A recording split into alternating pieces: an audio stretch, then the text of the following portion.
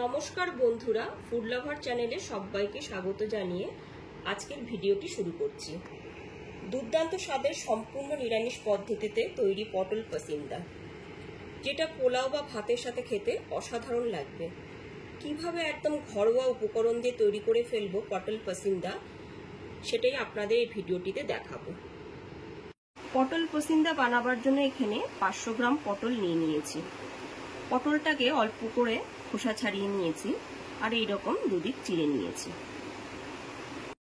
এইবার 1 টিস্পুন লবণ দিয়ে দিলাম আর দিয়ে দিচ্ছি 1 টিস্পুন হলুদ গুঁড়ো। লবণ আর হলুদ গুঁড়ো দিয়ে পটলগুলোকে খুব ভালো করে মাখিয়ে নেব। প্রত্যেকটা পটলের গায়ে লবণ আর হলুদ খুব ভালো করে মাখিয়ে নিতে হবে। পটলগুলোকে লবণ আর হলুদ দিয়ে ভালো করে মাখিয়ে নিয়ে 10 থেকে 15 মিনিটের জন্য রেখে দেব। এইবার গ্যাসের ফ্লেমটা অন করে একটা কড়াই বসিয়ে দিয়েছি আর তাতে দিয়ে দিয়েছি 4 টেবিল চামচ রিফাইন অয়েল। তেলটা খুব ভালো করে এখানে গরম করে নিয়েছি। এবার এতে লবণ হলুদ মাখানো পটলগুলো দিয়ে দিলাম।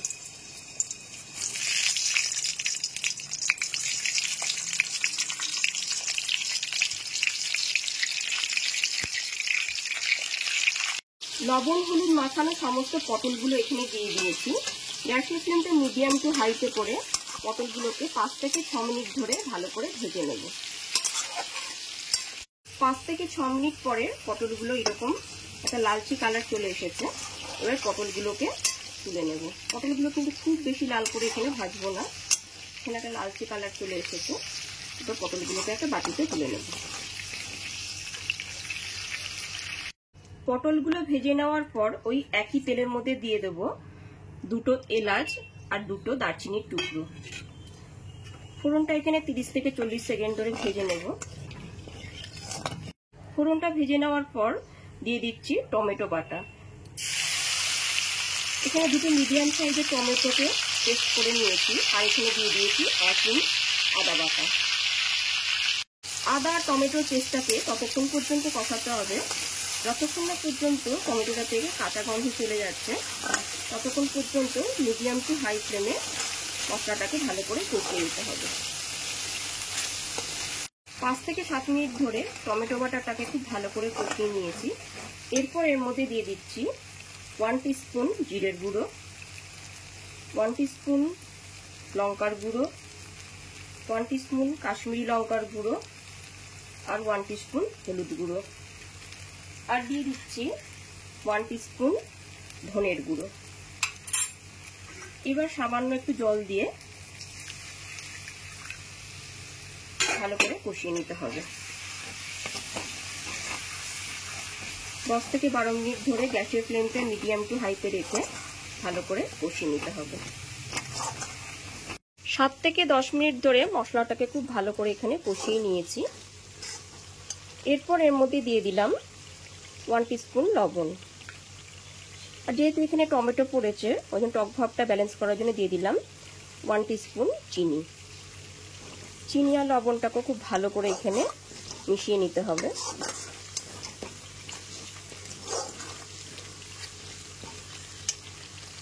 এরপর মিক্সিং জারে নিয়ে নিলাম 1/2 কাপ পরিমাণ দুধ আর দিয়ে দিচ্ছি 10 থেকে 12টা কাজু বাদাম।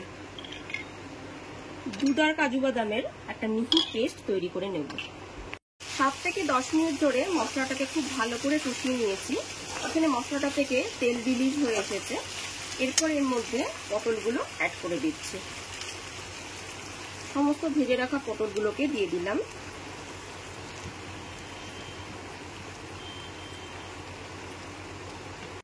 পটলগুলো দিয়ে খুব ভালো করে মিশিয়ে নেব। গ্যাসের ফ্লেমটা এখানে মিডিয়াম টু হাইতে রেখে সমস্ত পটলগুলোকে খুব ভালো করে মিশিয়ে নিলাম।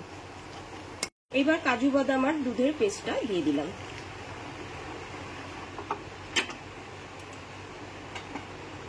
পেস্টটা দিয়ে এখানে 3 থেকে 4 মিনিট ফুটতে দিতে হবে। গ্যাসের ফ্লেমটা এখানে মিডিয়ামে রেখেই ভালো করে 3 থেকে 4 মিনিট ফুটতে দিতে হবে।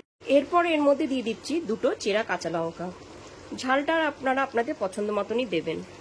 3 থেকে 4 মিনিট ধরে গ্রেভিটা ভালো করে ফুটে আসার পর এর মধ্যে দিয়ে দিলাম 1/2 টিস্পুন মতো গরম মশলা।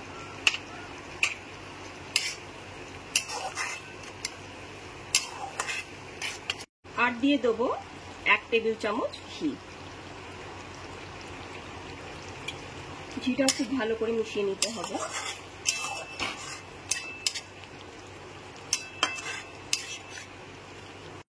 এইবার ফাইনালি রেডি হয়ে গেছে আমার পটল পাসিন্দার সুস্বাদু রেসিপিটি।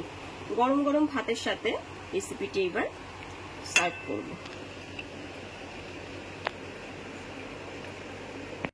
গরম ভাতের সাথে পটল পাসিন্দার রেসিপিটি খেতে কিন্তু অসাধারণ লাগবে। অতি অবশ্যই বাড়িতে একবার ট্রাই করুন এই রেসিপিটি। আমার এই রেসিপিটি যদি আপনাদের কাছে ভালো লেগে থাকে তাহলে অবশ্যই একটি লাইক করবেন আর কমেন্ট করে জানাবেন আমাকে রেসিপিটি আপনাদের কাছে কেমন লাগলো। আর অতি অবশ্যই আমার চ্যানেলটাকে সাবস্ক্রাইব করে পাশে থাকা বেল আইকন বাটনটি অবশ্যই প্রেস করে দেবেন। আমার ভিডিওটি দেখার জন্য অসংখ্য ধন্যবাদ।